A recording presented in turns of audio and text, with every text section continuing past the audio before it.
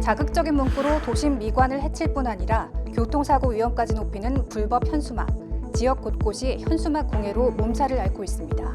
이번 주 현장 속으로에서는 불법 현수막 실태와 이에 대한 해결 방안은 없는지 취재했습니다. 연말을 앞두고 여행객들이 늘어나면서 교통사고도 증가하고 있습니다. 지난 한 달 새 전국 각 지역에서 사고 소식이 쏟아졌는데요. 이번 주 뉴스픽에서는 최근 발생한 교통사고 중 강남역 8중 추돌 사고와 고의 교통사고 일당 검거 소식을 다룹니다.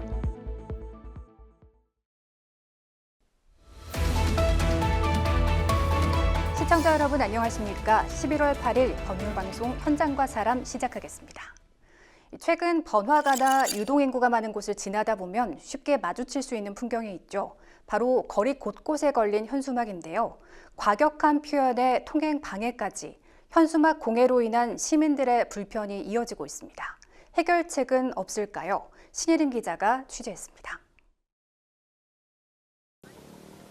서울 용산구 전쟁기념관 인근 보행로. 시민들이 지나다니는 길, 현수막이 눈에 띕니다. 가로수를 지지대 삼아 걸어놓은 겁니다. 조경용으로 심어놓은 나무지만 지금은 현수막 게시대에 불과합니다. 길 한가운데 떡하니 있는 현수막을 피해 통행해야 하는 상황. 시민들은 화려한 색과 글씨로 뒤덮인 현수막이 도시 풍경을 해칠 뿐 아니라 통행에도 방해가 된다며 불만을 표하고 있습니다. 키가 큰 편이라 가지고 나무 같은 데 나는데 걸려 있으면 길 막는 것도 있어서 이동하는 게 걸어 다닐 때 조금. 어느 한 장소만의 문제는 아닙니다. 지하철역 입구부터 횡단보도, 사거리까지 유동인구가 많은 장소에서는 어김없이 현수막을 쉽게 찾을 수 있습니다. 지자체에서 내건 공공 현수막도 있지만 대부분은 정당 집회 현수막입니다. 특히 자극적이거나 특정인을 과하게 비방하는 문구를 볼 때는 눈살이 저절로 찌푸려집니다. 확실히 좀 생각보다 많이 걸려 있는 것 같긴 해요. 네. 좀 너무 많지 않나. 특히 삼각지 지역 주변에는 덜 걸렸으면 하는 마음도 없지 않아 있는 것 같아요. 우리 주민들 생활하는 커뮤니티인데 이제 좀 너무 극도로 심한 얘기는 좀 삼가해 주는 게 좋지 않나 생각합니다. 실제로 지난 9월 한 행인이 사거리 횡단보도를 건너려고 뛰어가다 현수막에 길게 늘어진 줄에 목이 걸려 뒤로 넘어지는 사고가 발생하기도 했습니다. 이 행인은 머리를 바닥에 강하게 부딪혀 뇌진탕 증세까지 나타났습니다. 운전자들의 안전도 위협받고 있습니다. 거리에 걸린 현수막이 시야를 가리거나 혼선을 야기해 교통사고 발생 우려가 있기 때문입니다. 미관상 안 좋죠, 사실. 더군다나 대통령이 계시는 보는 데서도 그렇고 하는 사람들은 이유가 있겠죠. 근데 그런 거를 한쪽 장소에다가 지정하면 좋지? 너무 많은 것 같아요. 통행하는 데는 특별한 건 없는데 이제 차를 타고 가는 사람들은 지장이 있죠. 그게 가려지니까 전원 안 하고 이제 옆에 타는 이제 많이 이제 혼란스럽잖아요. 가려지니까. 어쩌다 현수막이 거리를 장악하게 된 걸까? 집회 현수막은 집시법과 5개 광고물법에 따라 게시한 현수막으로 단체나 개인이 집회 또는 시위에 사용하는 현수막을 가리킵니다. 집회 시에는 경찰서에 신고서를 제출해야 하고 신고한 집회 시간과 기간에만 현수막을 걸 수 있습니다. 경찰서에 집회를 신고하기만 하면 따로 허가받을 필요 없이 현수막 게시가 가능하고 정비 대상에서도 제외됩니다. 이러한 점을 악용해 집회를 열지도 않으면서 현수막만을 걸어놓는 이른바 꼼수 현수막이 기승입니다. 일부 지자체에서는 꼼수 현수막과의 전쟁을 선포했습니다. 강남구는 5개 광고물 관련 조례를 고쳐 집회 현수막 표시 방법을 신설했습니다. 실제 집회하지도 않으면서 현수막을 장시간 오랫동안 현수막만 개첨해놔서 이로 인한 주민들 민원, 불편 민원이라든지 신고가 굉장히 많았어요. 이런 거를 규제할 수 있는 법 규정 자체가 이제 법제처 유권 해석밖에 없다 보니 저희가 이번에 새로 조례를 개정을 해서 실제 집회하는 동안에만 게시할 수 있도록 조치를 정했고요. 강남역하고 선릉역 집회자들한테 이해 설득을 했고 협조 요청하고 그래서 정비가 됐고 뭐 이런 조치 이후에 이제 관련한 민원이 굉장히 거의 없다시피 했거든요. 서초구는 우선 자진 철거하도록 시위자들을 설득하는 한편 법률 자문을 통해 불법 현수막 철거를 위한 법적 근거를 마련했습니다. 현수막만 설치해놓고 집회, 시위가 없을 경우에는 철거가 가능하다는 법률 자문 결과를 받은 겁니다. 이후 경찰에 집회 신고만 하고 현장에는 나타나지 않는 꼼수 시위자와의 숨바꼭질이 이어졌습니다. 구청 직원들은 잠복까지 하면서 불법 현수막을 적발해 강제 철거했습니다. 특히 강남역 사거리의 경우에는 그 꼼수 집회다. 그래서 장기간 집회 신고만 해놓고 장기간 방치된 경우가 많았거든요. 계속 이제 민원이 많이 들어왔습니다. 한 220건 정도 민원이 들어와서 상당히 저희 구청으로서는 좀 골머리를 앓고 있었던 상황입니다. 정비를 과감하게 바로 해볼까 했는데 법률 검토를 한 이유는 저게 그 우리 5개 광고물법 제8조에 적용 배제라는 조항이 있습니다. 집회 신고된 이제 현수막에 대해서는 적용이 이제 5개 광고물법상 허가나 신고를 없이 또 설치가 가능하다는 또 조항이 있거든요. 그래서 저희가 이때까지 조금 망설였었는데 법률 자문 결과 현수막만 설치를 해놓고 집회 시위가 없을 경우에는 정비가 가능하다는 법률 자문 결과를 받고 이제 적극적으로 정비를 추진하게 되었습니다. 철거를 함으로써 깨끗하고 또 상쾌한 생활 환경을 우리가 이제 시민들 품으로 되돌려줬다는 데 가장 큰 의의가 있고요. 앞으로 저희가 이러한 불법 집회 시위 현수막에 대해서는 과감하고 단호하게 대처를 해서 준법 서초를 만드는 데 이바지할 생각입니다. 현수막을 철거한 후에도 하루에 한 번씩 순찰하고 단속 주말반과 야간반을 운영하는 등 지속적인 관리에 나설 예정. 불법 현수막 방지를 위한 유관기관 실무협의체도 구성해 지난달 출범했습니다. 구청, 법원, 검찰, 경찰 4개 기관이 통합해 실무협의체 회의를 분기별로 개최할 계획입니다. 분기별로 저희가 1회씩 개최를 해서 이제 불법 광고물이라든가 특정 인에 대한 모욕, 비방, 현수막에 대해서 논의를 할 거고요. 폐현수막에 대해서 어떻게 활용할 건지, 그 다음에 이제 저희가 현수막 관리 방안에 대해서 특히 저희 구는 전자게시대 말고 현수막 게시대가 다른 지방자치단체와는 달리 설치가 안 되어 있거든요. 그래서 그런 부분들에 대해서 또 논의를 하고요. 현수막을 어떻게 관리를 해야 되는지 이런 것도 논의를 할 생각입니다. 그래서 불법이 없는 또 건전한 광고문화 조성을 위해서 저희가 최대한 노력을 할 생각입니다. 철거한 현수막은 모아뒀다가 연말에 폐기물 처리장으로 옮길 계획. 서초구는 추후 폐기물 처리장으로 이동해 소각하는 것만 아니라 현수막을 재활용할 수 있는 방안도 고민 중입니다. 하지만 여전히 애로사항도 있습니다. 불법 현수막을 일단 철거하더라도 시위자가 경찰에 집회를 신고하면 현수막을 다시 걸 수 있기 때문입니다. 즉 현수막을 철거하고 또다시 게시하는 꼼수 시위자와의 숨바꼭질도 무한 반복될 우려가 있습니다. 무분별한 정당 현수막 규제도 까다롭습니다. 현재 정당 현수막은 개정 5개 광고법에 따라 정당명과 설치업체 연락처, 기간을 기재해야 하고 읍면동별로 최대 2개까지 설치할 수 있습니다. 또한 표시기간 15일이 지나면 자진 철거해야 하고 어린이 보호구역과 소방시설 주변에는 아예 설치가 불가합니다.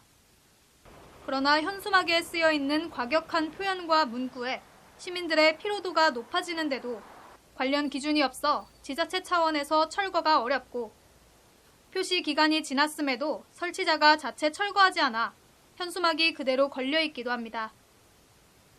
여기에 일정 후원금을 내고 정당 이름만 빌려 현수막을 게시하는 꼼수도 빈번히 일어나고 있습니다.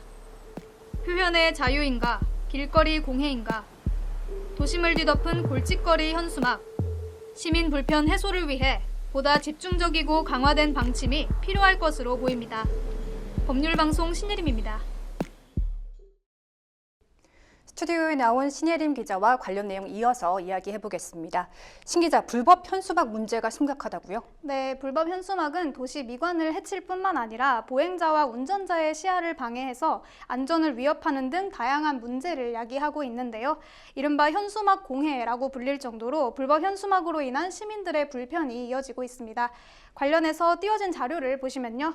행정안전부는 지난 1월 26일부터 2월 29일까지 불법 현수막 관련 단속에 나섰는데요. 각 정당이 걸 수 있는 현수막의 개수와 장소, 기간 등을 제한하는 5개 광고물법 시행령이 지난 1월 12일부터 시행된 데 따른 것이죠. 이 기간 동안 시민들의 민원만 3,524건이 접수됐고 이 중 안전신문고를 통한 신청이 절반을 차지했습니다. 행안부는 전국 229개 지자체에서 모두 13,082개의 불법 현수막을 적발하고 정비했는데요. 지역별로 봤을 때 경기도가 2,489개로 가장 많았고 서울이 1,868개, 부산 1,343개, 전남 1,151개 순으로 나타났습니다.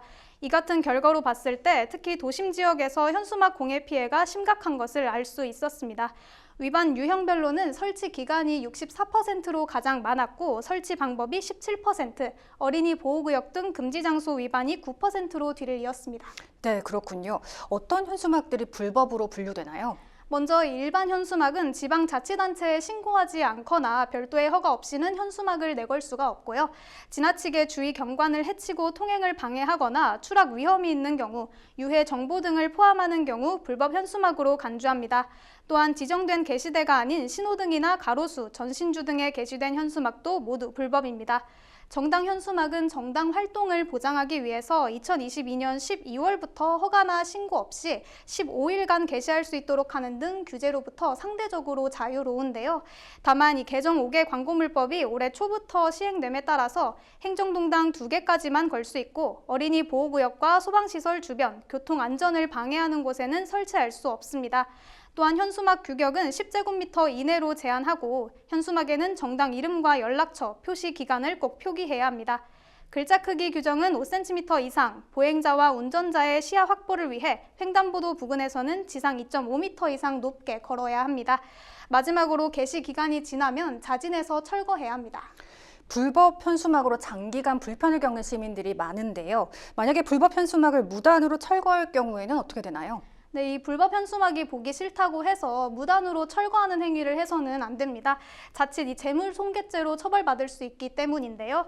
재물손괴죄 혐의가 인정되면 3년 이하의 징역 또는 700만 원 이하의 벌금에 처하게 됩니다.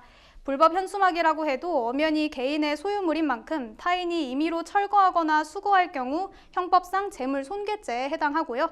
이 재물손괴에는 낙서나 오물 투척 등도 포함되기 때문에 각별히 더욱 주의하셔야 합니다. 네, 이와 관련한 판례도 있다고요. 네, 그렇습니다. 지난 2018년에 부산지방법원 동부지원은 부산 해운대구의 한 건물 오피스텔 세대 입주민들이 설치한 항의 현수막을 무단으로 철거한 아파트 세대 입주민에게 재물손괴 혐의로 벌금형을 선고한 바 있습니다. 또한 2021년 대구지방법원은 자신을 비난하는 현수막을 철거한 관리사무소장을 재물손괴 혐의로 벌금 70만 원에 집행유예 1년을 선고했습니다.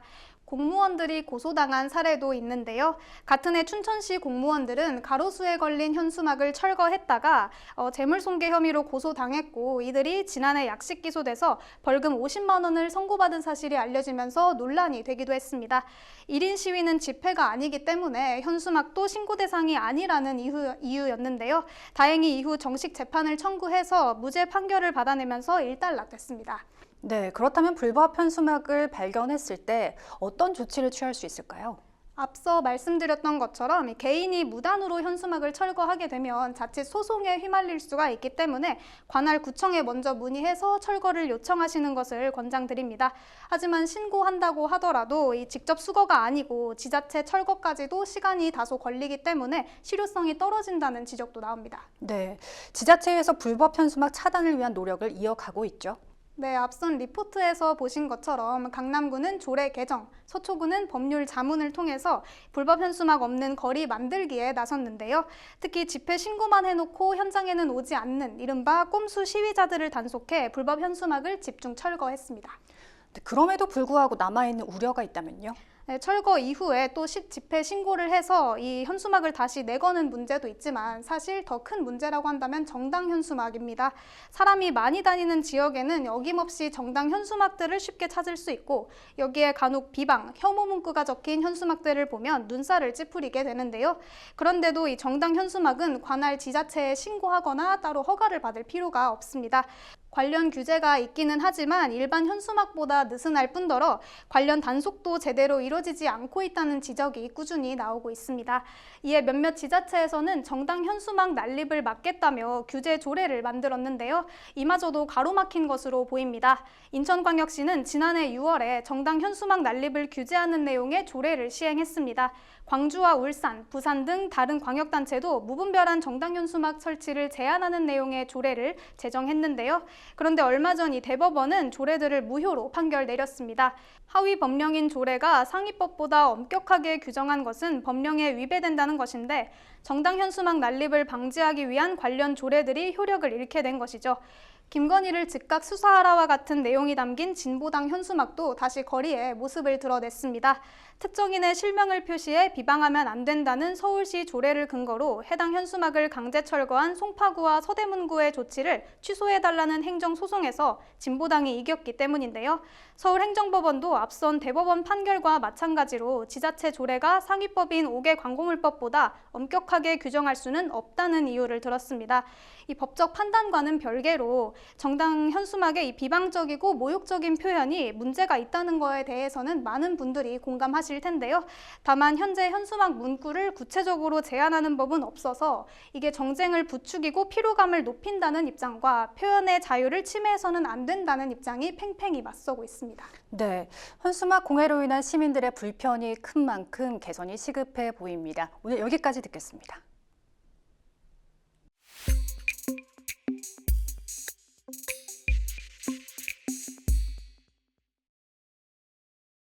한 주간 이슈를 집중 분석하는 뉴스픽 시간입니다.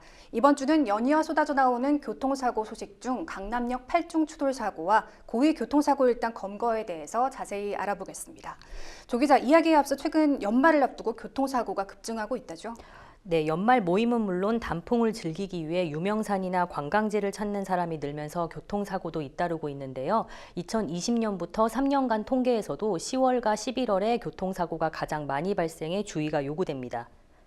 이에 경찰도 안전거리를 확보하지 않고 줄지어 다니는 전세버스나 주요 관광지에서 신호위반, 과속, 음주운전 차량을 단속할 예정입니다. 네, 그런데 최근 교통사고가 사고가 아니라 고의로 일으켜 발생한 건들도 많은 것 같습니다. 네, 거의 열흘 사이에 3건의 고의 교통사고 조직들이 검거됐다는 소식인데요. 알려진 활동 범위로는 서울과 인천, 경기, 충남 등 주로 수도권에 집중됐습니다. 우선 지난달 30일 소식부터 전해드리겠습니다. 서울 수서경찰서에 따르면 보험 사기 광고를 올려 공모자를 모집하고 사고를 낸 뒤 보험금을 타낸 일당이 붙잡혔는데요. 주범 30대 A씨와 함께 검거된 9명은 총 6건의 사고를 내고 보험금 2,100만 원을 타냈습니다. 이들은 지난 8월 보험 사기 광고를 처벌할 수 있도록 보험 사기 방지 특별법이 개정된 뒤 검거된 첫 사례입니다. 경찰은 올해 9월 광고가 게시된 후 보험사로부터 보험 사기가 의심된다는 진정서를 받고 수사에 착수해 일당을 검거했습니다. 네, 이 사건 외에도 SNS를 통해서 보험 사기 공모자를 모집한 사례가 또 있었다고 하죠. 네, 바로 다음 날 전해진 소식인데요. 지난달 31일 인천 계양경찰서는 고의로 교통사고를 낸 뒤 보험금 수십억을 갈취한 일당 240명을 검거했습니다. 이들은 2018년 4월부터 올해 7월까지 6년간 수도권 일대에서 380차례의 사고를 낸 뒤 보험금 32억 원을 타냈는데요. 페이스북에 차에 앉아서 돈 벌 사람이라는 글을 올려 동승자를 모집했고 중고차 4대를 이용해 교통법규를 위반한 차량을 노려 범행했습니다. 이들이 나눈 카톡 대화를 보면 병원 가는 게 귀찮다는 동승자에게 매일매일 돈이 꽂힌다거나 고정으로 할 경우 20만 원 이상 주겠다며 회유하는 내용이 담겨 있습니다.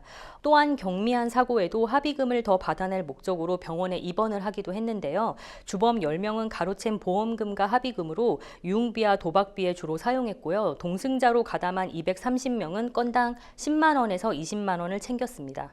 네, 나날이 수법이 진화되는 것 같습니다. 주의할 점은 뭐가 있을까요?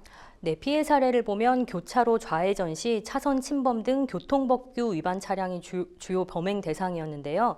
이달 4일에도 충남 서산경찰서가 친구 및 후배들과 공모해 서로 사고를 내고 보험금 1억 3천만 원을 타낸 일당 6명을 검거했습니다. 이들은 렌터카가 교통사고에 따른 개인 보험료 할증이 안 된다는 점을 이용해 고의로 공모자의 차를 들이받는 수법으로 범행했는데요. 그러나 이들 역시도 법규 위반 차량을 상대로도 범행을 일으켰습니다. 경찰은 잦은 교통사고로 보험금을 받을 경우 기록이 보험사에 남아 수사로 이어질 수 있다며 SNS에서 공모자 모집 공고를 보더라도 가담하지 말 것을 당부했습니다. 또한 사고 후 경미한 피해에도 여러 명이 입원하는 등 의심스러운 상황이 발생할 경우 블랙박스 영상과 현장 사진을 확보해 경찰에 신고해달라고 말했습니다. 네, 다음 소개할 사고도 지난 주말 내내 논란이었죠.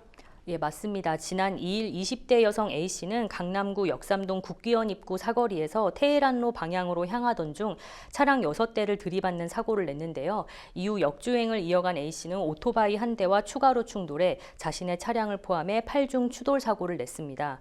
더욱이 A씨는 사고 직전 오후 1시쯤에도 송파구 거여동에서 유모차를 밀고 있는 30대 여성을 치고 달아났는데요.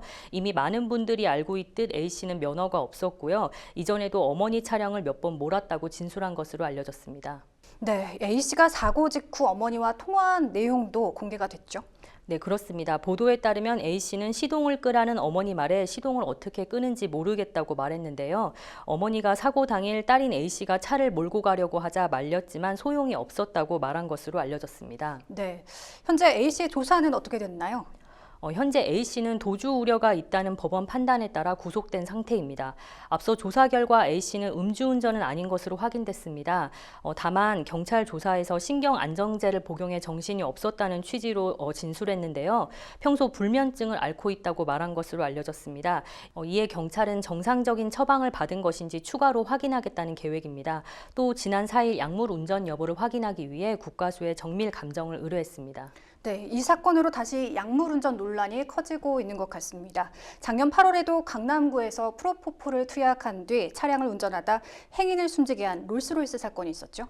네, 그렇습니다. 도로교통법상 약물 투약 후 정상 운전이 불가능하거나 그럴 우려가 있을 경우 운전대를 잡는 것은 불법입니다. 약효가 퍼지면서 졸음이 오거나 인지 능력이 떨어질 수 있기 때문인데요.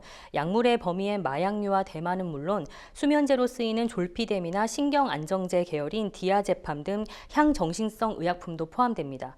문제는 경찰의 간이시약 검사를 운전자가 거부할 수 있다는 점입니다.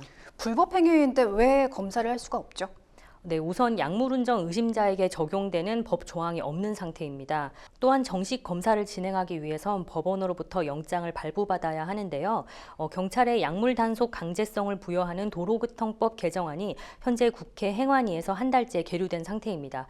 처벌 수위도 문제인데요. 징역형을 선고할 수는 있지만 피해자가 사망 등 중대상해를 입지 않는 한 대체적으로 집행유예가 선고되고 있습니다.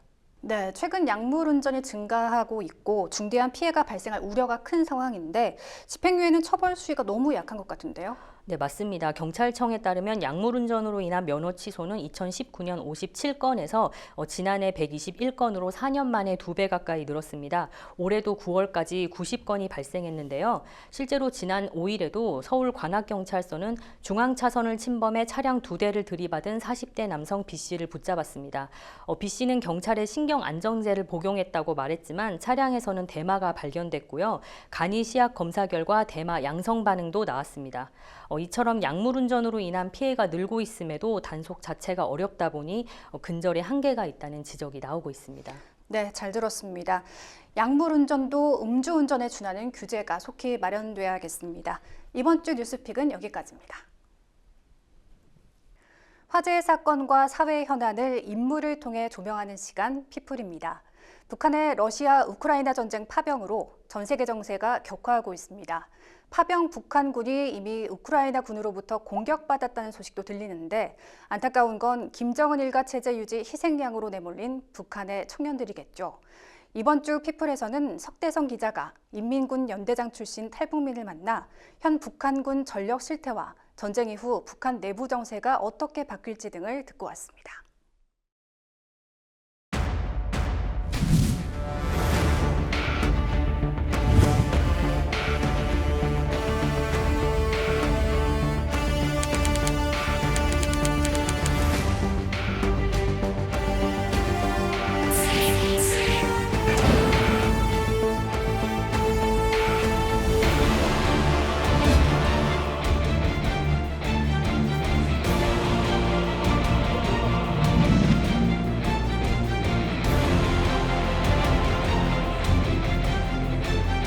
전에 대학원이 40명이었는데 제 친구들인 흑철, 경연을 비롯해서 모두 전시했습니다.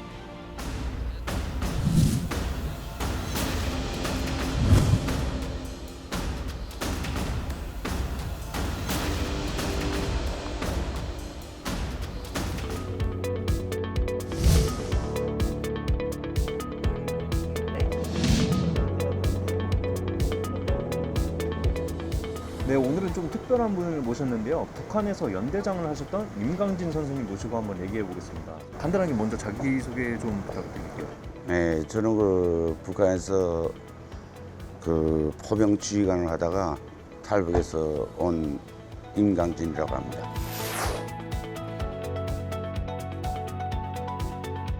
제가 다닌 데는 강원도 전 지역, 강원도 이천, 철원, 평강, 그다음에 평안남도 개천, 평안남도 순천, 순천, 그다음에 김철주 포병종합군관학교, 운산, 그다음에는 이 95년도 부대가 개방을 하면서 함경북도 운도, 그다음에 원성, 해령, 길주, 무산 이렇게 북한의 정말 웬만한 데는 다 다니면서 군복무를 했죠. 포병연대 4개 대들에서 각종 장거리포가 72문 총, 한 개 대대 18문씩에서 72문을 가지고 있고요.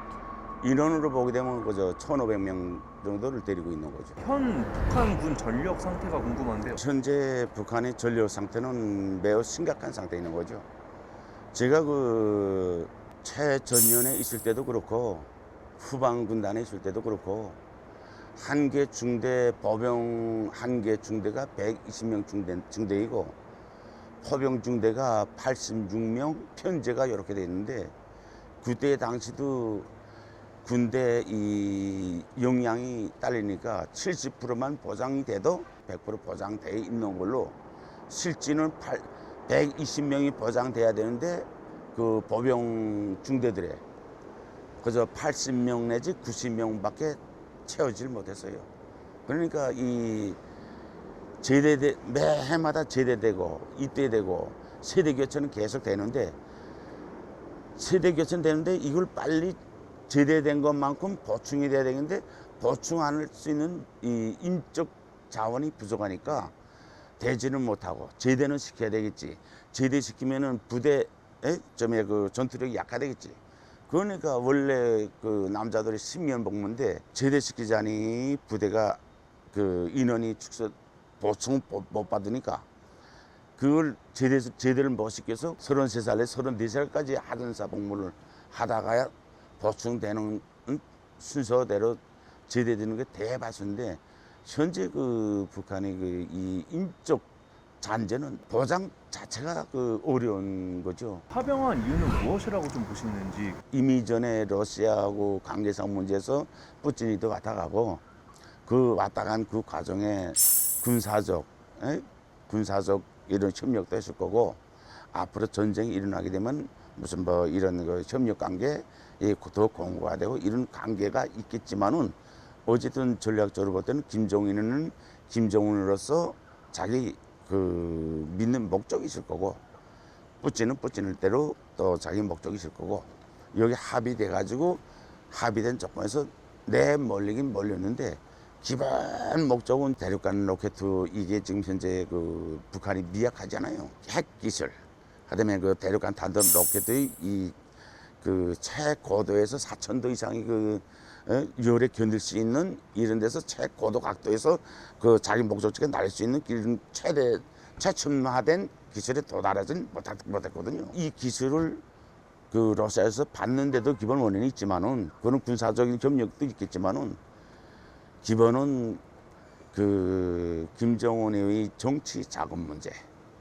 모든 게 다 고갈되고 이거 아니면 살아갈 길이 없는 이런 전 시대에서 살아가는 방법을 찾은 게 군인들의 파병 생각인 것 같습니다. 북한에서는 특수군을 파견을 했다. 그 진짜 특수군단이 아니다. 내 생각에는 그 보도와 언론, 그 TV에서 그 많이 그 생중계가 되고 현지에서 사진 촬영돼서 그걸 보면 나도 이 전선 군단을 비롯해서 현역 군단으로도 지방 군단으로 최전년에서부터 저 후방 아오지까지 빙빙빙빙 그걸 다 돌아봤지만은 현 실태 군인들이 어느 경보병 부대나 특수부대나 항공육병이나 무슨 허위국이나 무슨 부대들 보면 군인들이 평균 건강 상태가 뚜렷이 보여주는 게 지금 TV에서 나오는 그 현 실태예요.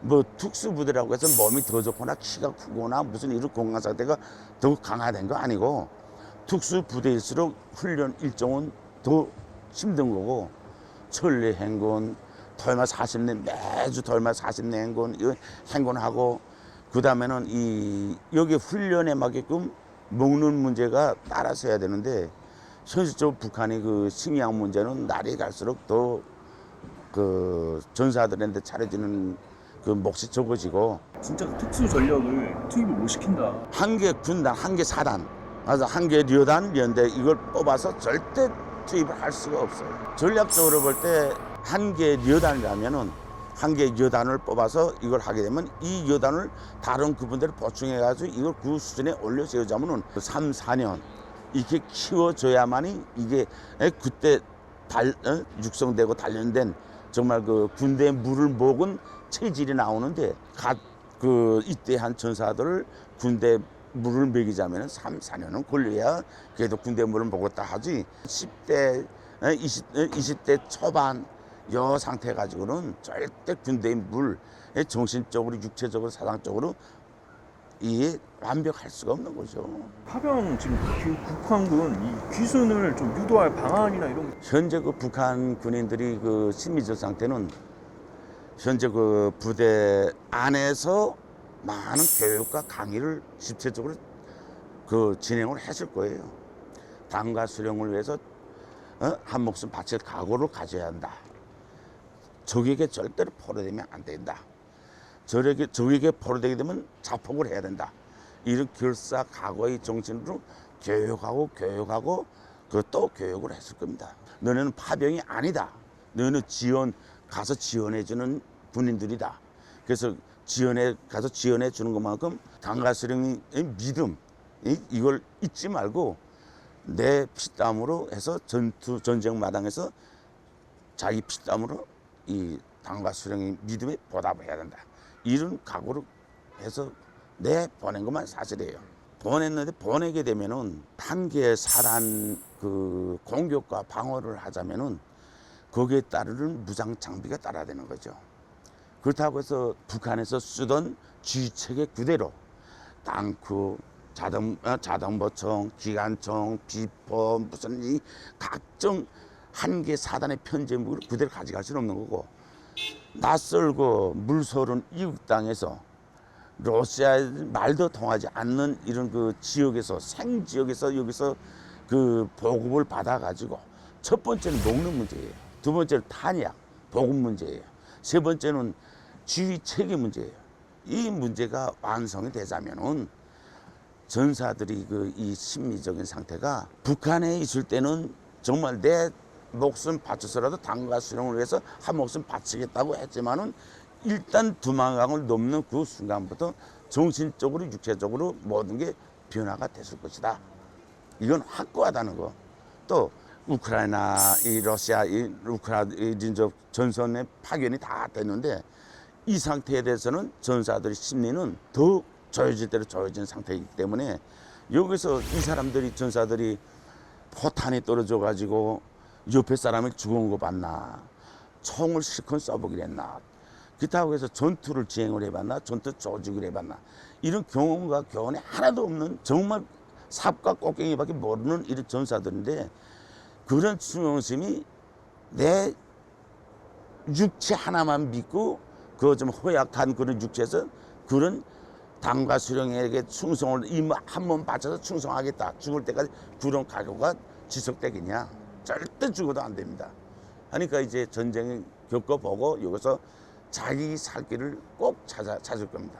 그래서 나는 그 여기 파견돼서 이제 나가게 되면은 어떻게 하나 한 명이든 두 명이든 내 전사랑 같으니까 심리전을 하든 어떻게 구출 작전을 하든 유도하든 그래서 한 명 한 명의 병사들을 정말 천군 같은 그 생명을 구출해서 정말 그 살기 좋은 이런 대한민국의 품, 그러니까 자유 민주주의 품으로 좀 데려왔으면은 그 나의 바람은 더 높은 거죠. 한국이 취해야 될 태도나 태세 같은 거는?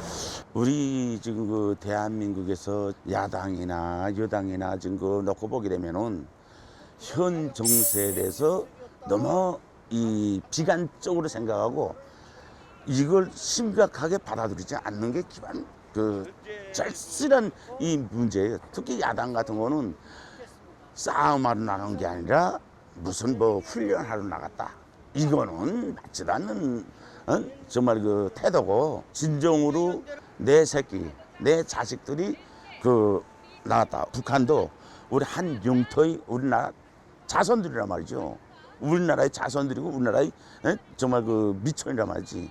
이 자식들을 김정은은 정말 그 몰다시피 내몰았는데 이걸 구출하기 위해서 우리 국방부나 정부에서는 이에 대한 그런 구출 대책, 구출 방법 이걸 하나하나 좀 세워가지고 한 명이라도 구출을 해서 거기 있어봤자 죽음과 시체뿐이고 이제 그 평양에서는 이제 모스크바 그 평양 이 열차행이 항시적으로 뛰고 있거든요. 이제 며칠만 지나면은 시체가 평양으로 계속 실려 나갈 거예요.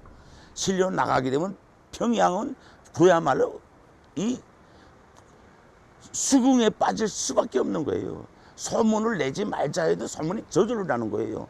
부모들이 그 죽어서 오는 시체를 보고 가만히 있을 부모가 어디 있겠냐고. 대한민국 국민들도 북한에 있는 이 군인, 파병 나간 군인들도 우리 민족이고 우리 조선, 우리 자산이고 우리 조선 제 새끼들 아이들이기 때문에 이거 하나하나 구출하기 위해서 파견해가지고 어떻게 해서 살려낸 한 명 한 명 구출해내는 이런 작전적인 방안, 방법, 논리를 세워서 지원 사업을 하는 게 좋겠다. 저는 그렇게 생각합니다.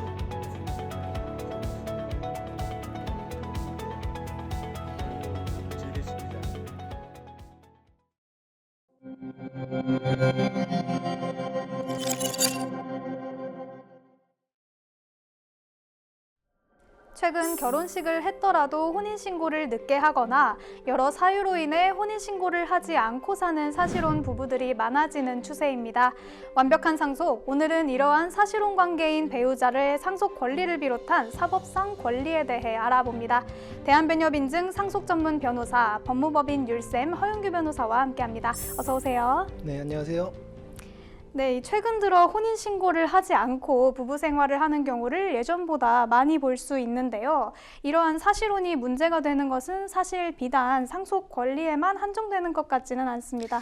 네, 그렇습니다. 이제 보통 혼인신고 없이 이제 함께 부부 생활을 하는 경우 이제 살아가면서 여러 가지 이제 신분상, 재산상 법률 관계가 이제 발생할 수 있는데요.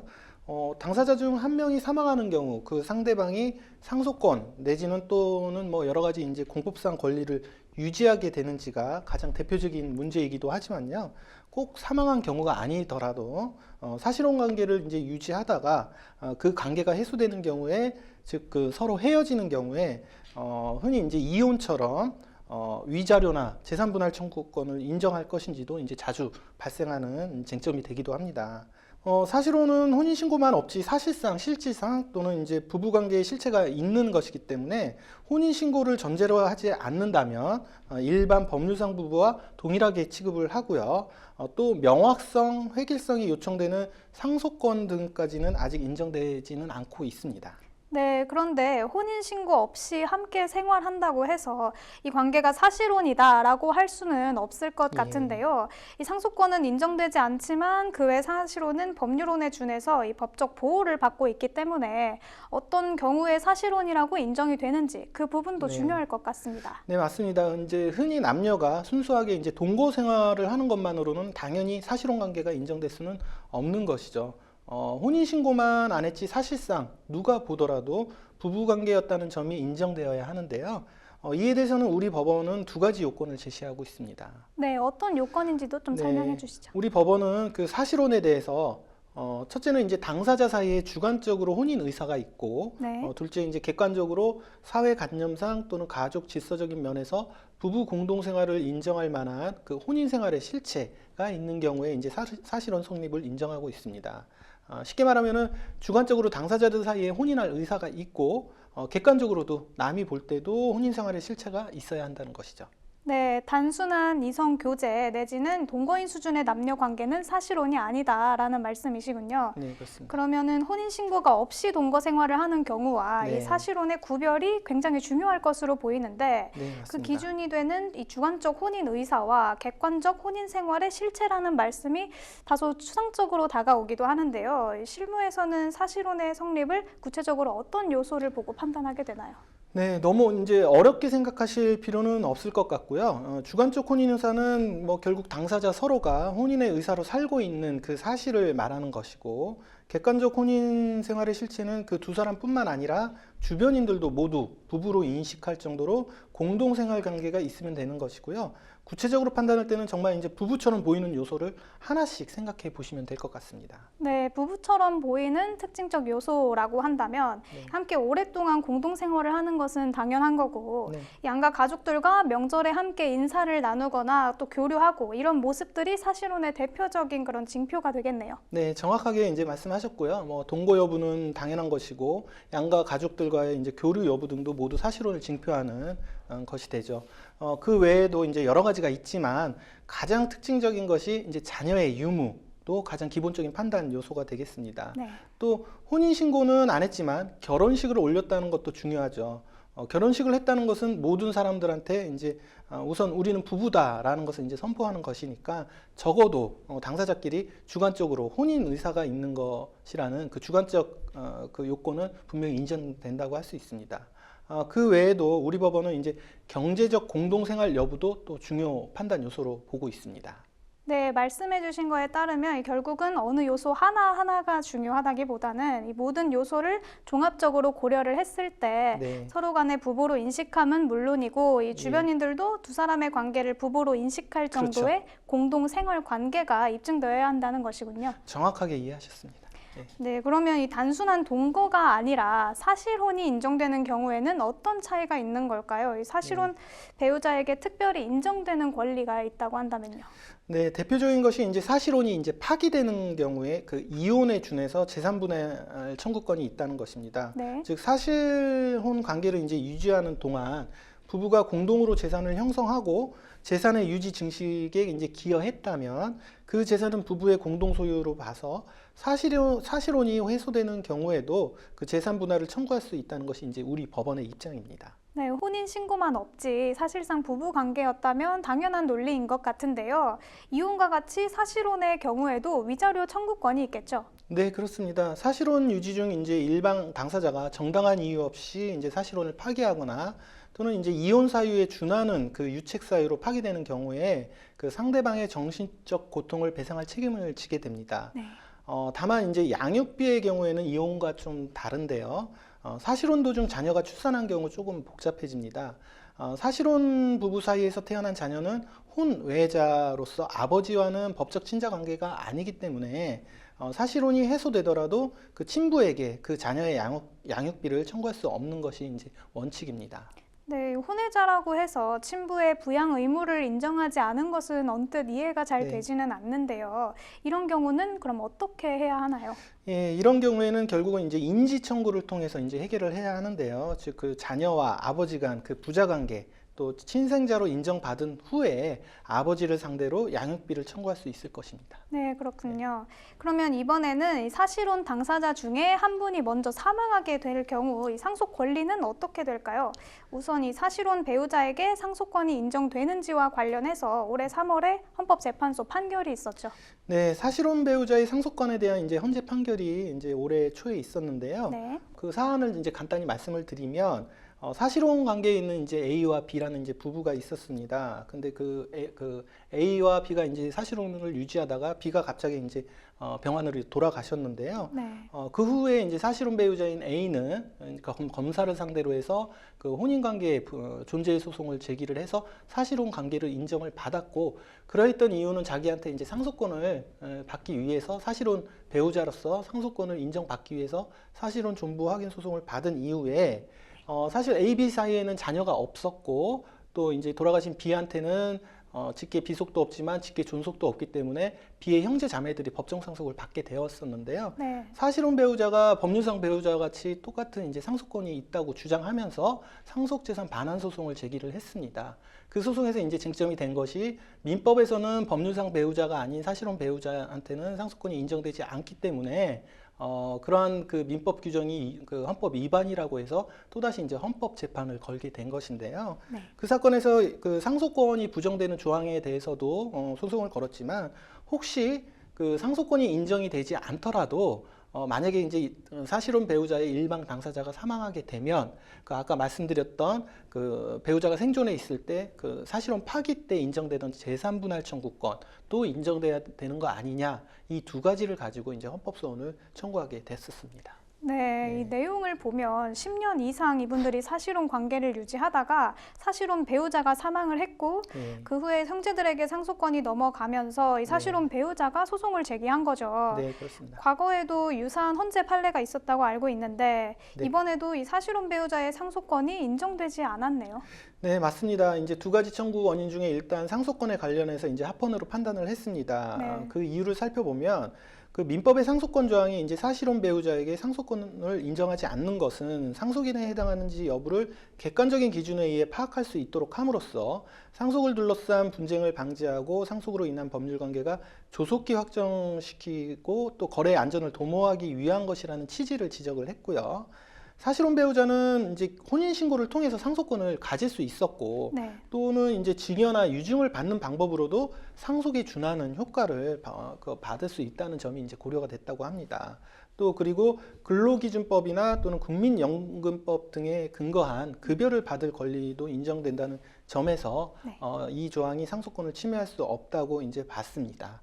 그리고 이제 나아가서는 법률원주의를 채택한 취지에 비추어 볼 때 그 제3자에게 영향을 미쳐서 그 명확성과 획일성이 요청되는 그 상속과 같은 법률 관계에서는 사실혼과 법률혼을 동일하게 취급할 수 없으니까 상속권 조항이 사실혼 배우자의 그 평등권을 침해한 것은 아니다. 결론적으로 기존 헌재 판결례를 유지했었습니다. 네, 상속으로 인한 중요한 재산의 귀속 관계를 사실혼이라는 어떻게 보면 이 다소 혼란이 있을 수 있는 개념으로 포섭한다는 것이 어려울 수 있다는 점을 헌재가 고민한 것으로 보이네요. 그렇죠. 그리고 이 사실혼 파기 시에 인정되는 재산 분할 청구권을 사실혼 배우자가 사망했을 때는 인정하지 않는 점에 대한 헌법 소원도 판단을 했죠.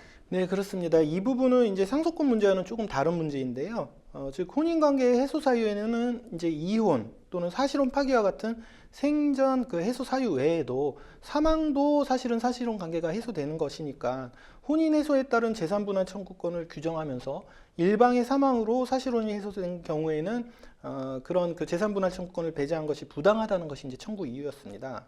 사실혼 배우자의 상속권은 인정되지 않더라도 재산 분할 청구권은 인정해 달라는 것이었죠. 네, 그럼 헌재의 판단은 어땠나요? 네, 그 사실혼 배우자 사망 시 그 재산 분할 청구권을 배제한 조항에 대한 그 헌재 판결에서 그 헌법재판소는 그 청구인의 주장은 재산 분할 청구권과 관련된 민법 제839조의 2와 제843조의 일방의 사망으로 사실혼이 해소된 경우를 규정하지 않은 것이 그 부진정 입법 부작위로 헌법 위반이라는 이제 주장이었었는데요. 헌법재판소는 이에 대해서 그 민법 그 조항이 협의사항 이혼이나 그 재판상 이혼이 이뤄진 경우 적용되는 규정으로서 청구인의 주장에 대해 진정 입법 부작위에 의한 부적법 각하를 선고를 했습니다.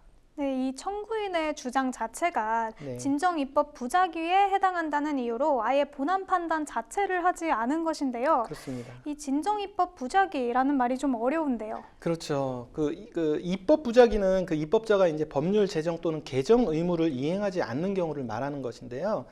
입법 의무가 있는 사항에 대해서 입법을 전혀 하지 않은 경우를 이제 진정 입법 부작위, 입법을 했는데 그 입법이 불완전하게 한 경우를 이제 부진정 입법 부작위라고 합니다.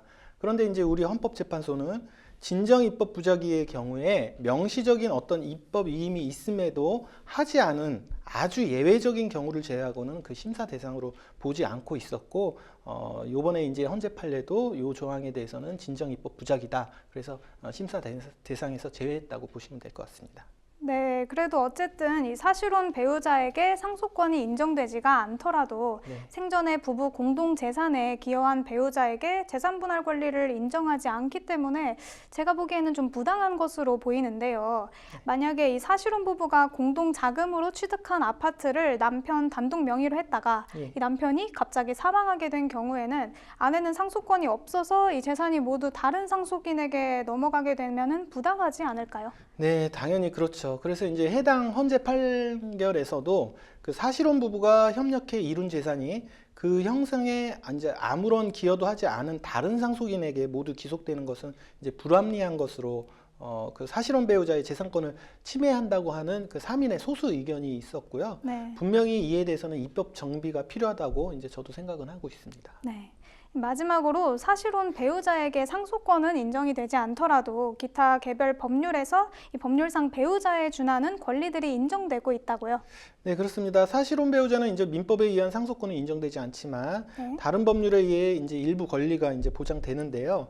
대표적으로 이제 근로기준법에 의한 유족보상, 그다음에 산업재해보상보험법의 유족연금, 그리고 공무원연금법에 의한 유족연금, 국민연금법에 의한 유족연금에 대해서는 사실혼 배우자라 하더라도 수급권이 이제 보장이 됩니다. 또한 이제 주택임대차 보호법에서는 그 임차인이 상속인 없이 사망한 경우에는 그 주택에서 가정 공동생활을 하던 사실혼 배우자의 단독 임차권 승계를 인정하고 있습니다. 네, 말씀 감사합니다. 오늘은 사실혼 배우자의 상속권을 비롯한 여러 가지 법적 권리에 대해서 알아봤습니다. 이와 관련하여 궁금하시거나 도움이 필요하시다면 완벽한 상속에 문의하시거나 변호사 상담을 받아보시길 바랍니다. 법무법인 율쌤 허윤규 변호사님, 오늘도 좋은 정보 알려주셨습니다. 감사합니다.